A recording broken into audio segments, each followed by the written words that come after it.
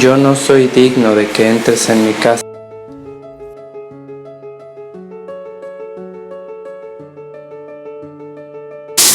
Hola queridos hermanos, hoy nos encontramos a sábado 26 de junio.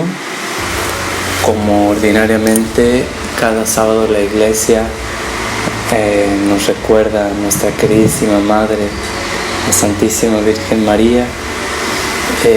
Invocamos su intercesión, procuramos imitarla en su forma de ser, de pensar, de sentir, de actuar. La tenemos pues presente en nuestra Madre Santísima y le agradecemos a Dios por ese enorme y preciosísimo don. Vamos a escuchar hoy este evangelio que es de San Mateo capítulo 8, versículo 5 al 17. Escuchemos. Del Santo Evangelio según San Mateo. Gloria a ti, Señor.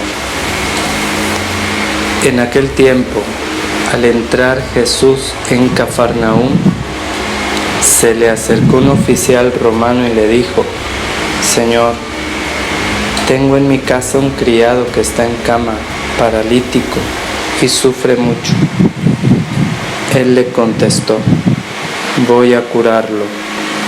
Pero el oficial le replicó: Señor, yo no soy digno de que entres en mi casa. Con que digas una sola palabra, mi criado quedará sano, porque yo también vivo bajo disciplina y tengo soldados a mis órdenes. Cuando le digo a uno ve, él va, al otro ven y viene. A mi criado haz esto y lo hace. Al oír aquellas palabras se admiró Jesús y dijo a los que lo seguían: les aseguro que en ningún israelita he hallado una fe tan grande. Les aseguro que muchos vendrán de oriente y de occidente y se sentarán con Abraham, Isaac y Jacob en el reino de los cielos. En cambio, los herederos del reino los echarán fuera a las tinieblas. Ahí será el llanto y la desesperación. Jesús le dijo al oficial romano: vuelve a tu casa y que se te cumpla lo que has creído. Y en aquel momento se curó el criado. Al llegar Jesús a la casa de Pedro, vio a la suegra de éste en cama con fiebre. Entonces la tomó de la mano y desapareció la fiebre. Ella se levantó y se puso a servirles. Al atardecer le trajeron muchos endemoniados. Él expulsó a los demonios con su palabra y curó a todos los enfermos. Así se cumplió lo dicho por el profeta Isaías. Él hizo suyas nuestras debilidades y cargó con nuestros dolores. Palabra del Señor. Gloria a ti, Señor Jesús. Bueno, pues algo primero que quisiera recalcar es, todavía está fresquecito los 40 años de las apariciones de nuestra Madre Santísima en Medjugorje. Pienso que es algo que valdría la pena tomarlo mucho en cuenta, no dejarlo pasar. La presencia que Dios nos ha concedido durante todos estos 40 años de su Madre Santísima y nuestra Madre Santísima, la Virgen María, en Medjugorje, con todo lo que esto implica, ¿no? Con todos los mensajes y las enseñanzas bellísimas que Dios nos ha dado a través de ella. Vale mucho la pena que conozcamos más, que nos involucremos. Hay un canal sobre todo que se llama Centro Medjugorje, que lo dirige el padre Francisco Verar, que casi se ha especializado exclusivamente en ello, en todo lo relacionado a Medjugorje. Es un padre que es licenciado en espiritualidad y he tenido la oportunidad de conocerlo un poco más de cerca y es muy afable, una persona muy buena, ¿no? Y en YouTube tiene un canal y también creo que en Facebook. Bueno, pues lo podemos buscar en internet para conocer más acerca de esta bendición que Dios nos ha dado de Medjugorje, la presencia de María Santísima, nuestra Madre en Medjugorje. Bien, luego escuchamos este evangelio que en una primera parte nos presenta la sanación que Jesús hace del criado de este centurión. El centurión era un soldado romano que tenía a su cargo 100 soldados. Sabemos que el ejército romano pues estaba muy bien ordenado en su estructura y bueno, pues sabemos también que los romanos habían sido fuertemente influenciados por los griegos en su religiosidad y eran politeístas ordinariamente.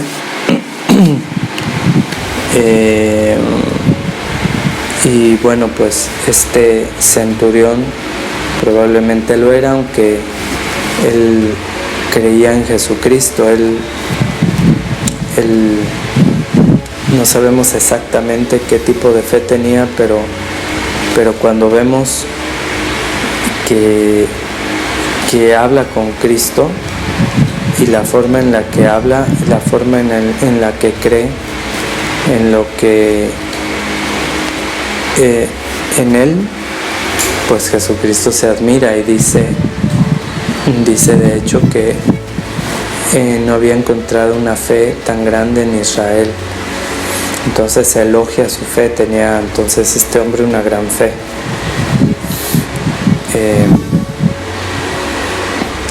Y también era un hombre humilde y era un hombre bueno, puesto que buscaba la salud de su criado.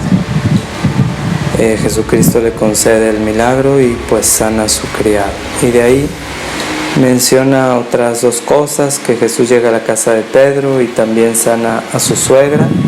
Algunos de chascarrillo dicen que pues eso no le habrá agradado mucho a Pedro, pero bueno, es que hay algunos que tienen muchas cosas contra las pobres suegras, pero aquí pues obviamente es el milagro y también la forma en la que la suegra de Pedro se pone a servir, ¿no?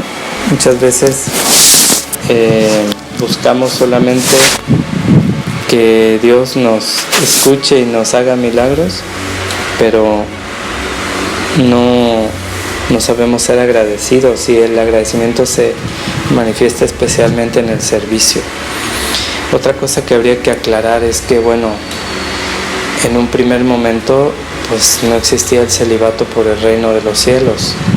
La Iglesia lo establece en cuanto tal en el Concilio de Elvira, aproximadamente en el siglo III o IV, y bueno, inspirado en la vida de nuestro Señor Jesucristo, que vivió en la tierra célibe porque consagró su vida a la extensión del reino de los cielos, porque Él es el reino de los cielos,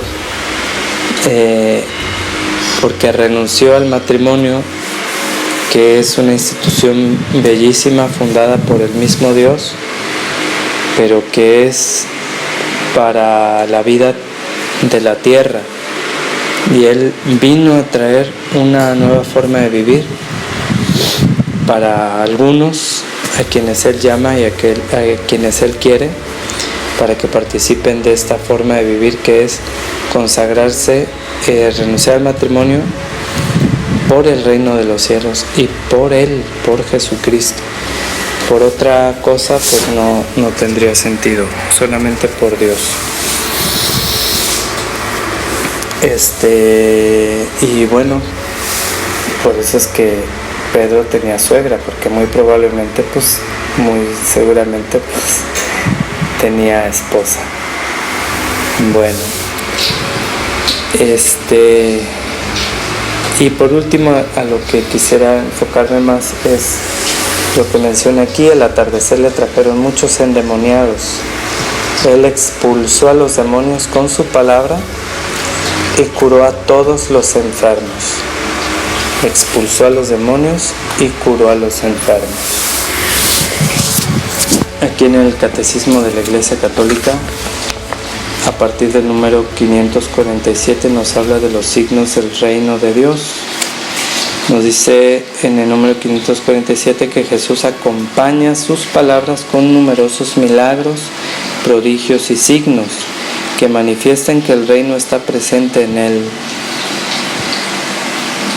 Ellos atestiguan que Jesús es el Mesías anunciado. Los milagros vienen a confirmar la palabra que Él ha expresado, que Él ha anunciado, y de esa forma manifestar el reino de Dios que está ya presente. Con Cristo aquí en medio de nosotros el reino ha llegado.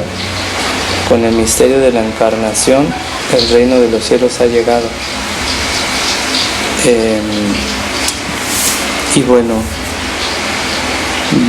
continúa ahí hablando de los signos que lleva a cabo Jesús.